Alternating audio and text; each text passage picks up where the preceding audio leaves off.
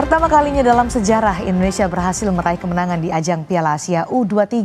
Kemenangan 1-0 atas Australia membuka asa Garuda Muda lolos ke babak selanjutnya.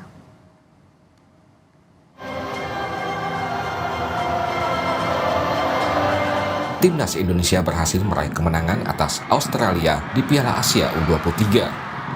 Bermain di Stadion Abdullah bin Nasir bin Khalifa Doha, Australia memiliki peluang unggul lebih dulu setelah pemain belakang timnas Komang Teguh dinyatakan handsball di area penalti. Namun tendangan penalti Muhammad Tore berhasil digagalkan kiper Hernando Ari Sutakyadi.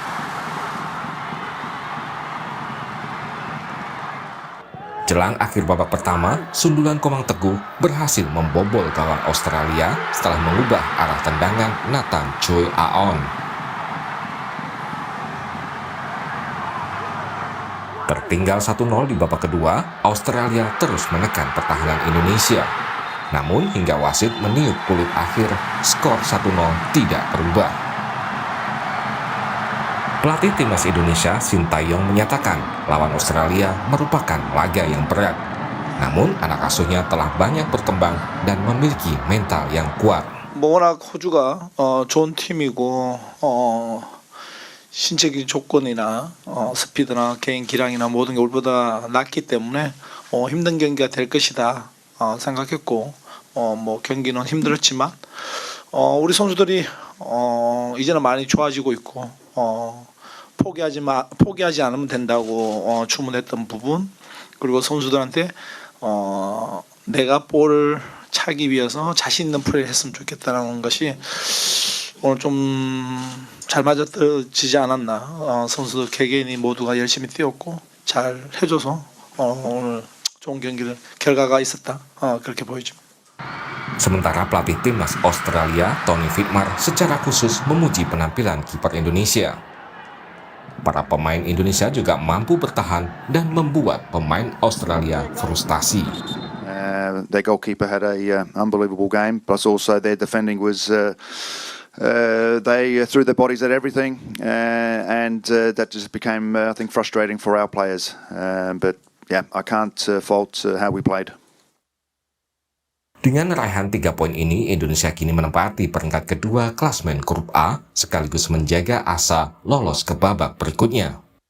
Garuda Muda berada di bawah tuan rumah Qatar yang di laga kedua meraih kemenangan atas Yordania. Laga terakhir Indonesia akan menghadapi Yordania pada hari Minggu nanti. Tim Liputan, Kompas TV.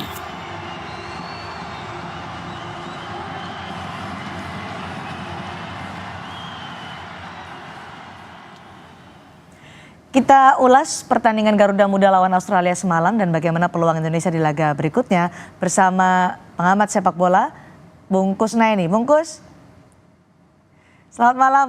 Kita apresiasi ini perjuangan Garuda Muda sampai bisa mengalahkan Australia 1-0 dengan yang luar biasa. Ada penyelamatan yang gemilang dari kiper kita Hernando Ari. Kalau catatan Bung Kus, apa yang jadi kunci kemenangan Garuda Muda melawan Australia semalam?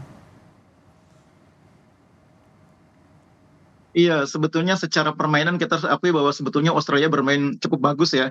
Artinya meskipun kita menang, kalau kita menggunakan pendekatan statistik, sebetulnya kita bisa dibilang kalah dalam segala hal ya. Kita kalah dalam penguasaan bola, kita kalah dalam jumlah peluang, kita kalah dalam jumlah umpan. Kelebihan kita cuma satu, kita mencetak 1 gol, Australia tidak. Menurut saya salah satu faktor yang membuat Australia tidak bisa mencetak gol itu adalah keberanian pemain-pemain kita untuk terus melakukan pressing ya. Setiap kali pemain Australia punya peluang, pemain kita melakukan pressing dengan sangat baik, melakukan upaya untuk mencegah lawan leluasa mengarahkan bola, menendang atau menyundul ke gawang kita, sehingga akhirnya peluang Australia yang begitu banyak, saya mencatat kalau tidak salah ada 21 peluang bagi Australia, itu tapi hanya 4 yang on target. Artinya itu kerja keras para pemain tidak memberi ruang kepada pemain lawan untuk leluasa mengeksekusi. Kalau kita bandingkan juga secara statistik, sepanjang pertandingan kita nih bikin 17 intercept. Itu saya pikir jumlah yang sangat banyak. Yang menurut saya sebagian intercept itu adalah intercept berupa upaya menghalangi upaya Australia melepaskan tendangan atau sundulan ke gawang kita. Ini jadi saya pikir yang harus diapresiasi di samping kiper Hernando yang luar biasa adalah kerja keras seluruh pemain.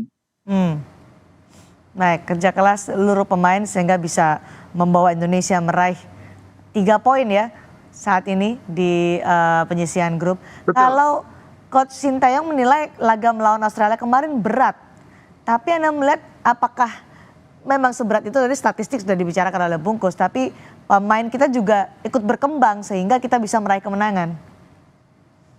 Iya, saya pikir pertandingan lawan Australia sebetulnya lebih berat dibanding ketika melawan Qatar di laga sebelumnya ya. Oke. Secara permainan kelihatan sekali bahwa Australia ini lebih rapih mainnya, lebih terorganisasi. Mereka juga punya pemain-pemain yang skillnya cukup bagus, termasuk striker mereka.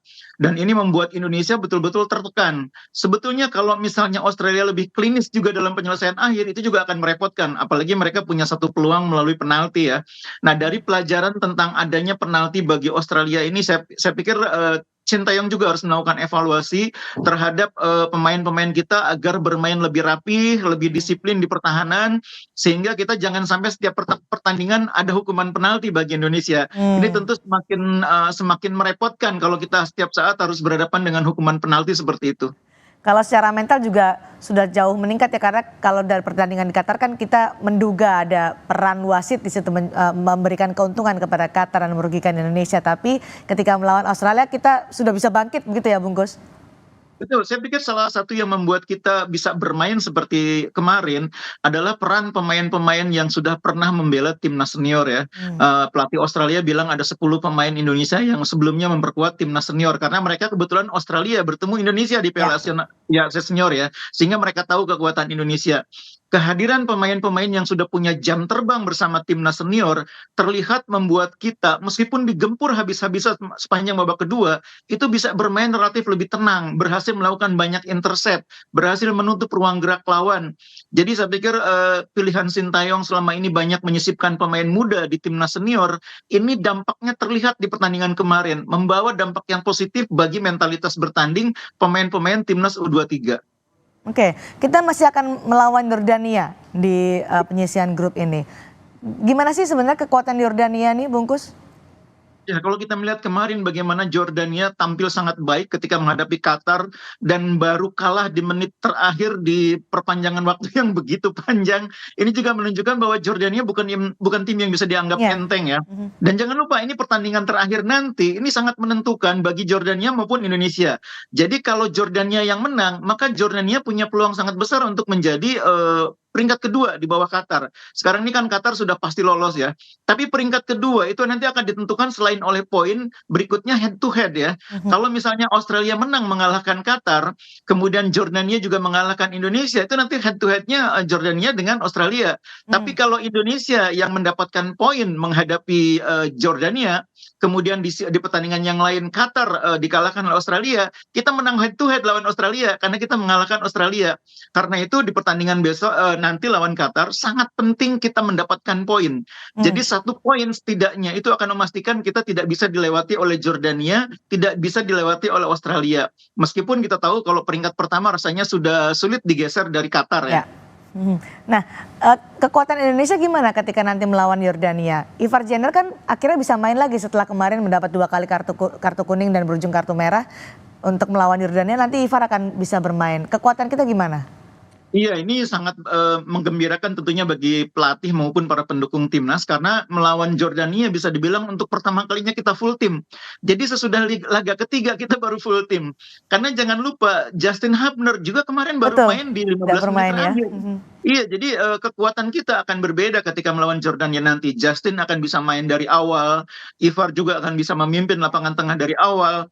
Adanya Justin, adanya Ivar di lapangan tengah, itu akan membuat lini tengah kita akan lebih baik lagi. Kemarin saya menyarankan ketika menghadapi Australia kan, kuatkan lapangan tengah, jangan beri ruang bagi mereka berkembang. Dan itu sebetulnya sulit sekali untuk dilakukan oleh para pemain kita ya, dengan materi pemain yang agak terbatas. Tapi mereka mampu melakukan itu. Saya bayangkan kalau ada Justin, ada Ivar Jenner, saya yakin mereka akan bisa lebih siap untuk menguasai lapangan tengah, atau paling tidak membuat lapangan tengah tidak mudah dikuasai oleh lawan.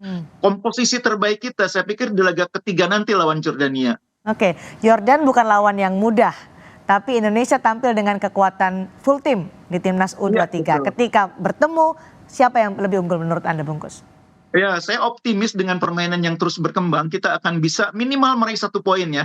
Karena bagaimanapun saya pikir Sintayong juga harus sangat hati-hati melihat bagaimana permainan Jordania kemarin. Dia mungkin tidak akan juga bermain terlalu terlalu overconfidence dengan mencoba bermain terlalu agresif, tapi tetap menjaga keseimbangan permainan seperti ketika melawan Australia. Apalagi kita tidak wajib menang, tapi minimal harus poin. Itu saya pikir kunci yang akan menjadi pertimbangan pelatih juga. Baik, Bungkus, kalau kita mendapat nilai imbang atau 1 poin, artinya kita kan bergantung nasib timnas U23 ini dengan hasil Qatar melawan Australia. Kalau Qatar bisa mengalahkan Australia, maka kita lolos sebagai runner up dan dengan hasil imbang melawan Yordania. Tapi kalau Qatar kalah dari Australia dan kita tetap imbang, peluangnya gimana? Hasilnya akan sama poin kita dengan Australia, tapi kita menang head to head lawan Australia. Itu yang saya pikir perlu dipahami. Kita menang head to head lawan Australia karena kita mengalahkan Australia. Oke, peluang Indonesia dengan segala dinamikanya nanti kita bergantung pada Qatar dan Australia dan bagaimana kita melawan Yordania. Tapi peluang Indonesia bisa lolos ke babak selanjutnya timnas U23 besarkah, Insya Allah ya, tanpa bermaksud mendahului takdir ya, tanpa bermaksud takabur. Kalau melihat progres permainan, insya Allah kita bisa mendapatkan poin melawan Jordania dan bisa melaju ke fase berikutnya.